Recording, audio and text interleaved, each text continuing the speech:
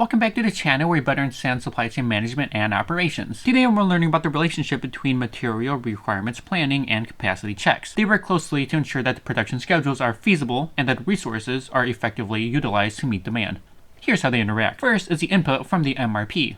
MRP generates a production schedule based on the demand forecast, sales orders, inventory levels, and other relevant factors. This schedule outlines what needs to be produced and when it needs to be completed. The production schedule generated by MRP includes information about the quantities and the timing of the production for each item. This information is used to determine the resource requirements, including materials, equipment, labor, and so forth for each production run. Once the resource requirements are identified, the capacity planning comes into play. Capacity checks are performed to evaluate whether the available resources are sufficient to meet the production schedules outlined by the MRP. This involves comparing the required capacity based on the production schedule with the available capacity of the machines, labor, and other resources. If the capacity checks reveal any constraints or discrepancies between the required and the available capacity, then adjustments may be necessary.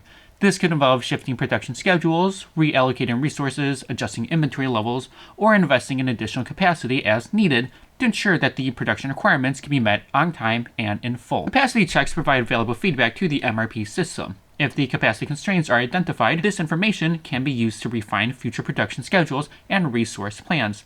For example, the MRP system may adjust lead times, reorder points, or safety stock levels to account for capacity limitations and minimize the risk of disruptions. The interaction between capacity checks and MRP is iterative and ongoing. As the conditions change, such as fluctuations in demand or improvements in production efficiency, both capacity planning and MRP processes are adjusted accordingly to optimize resource utilization and ensure that the production remains aligned with the business objectives.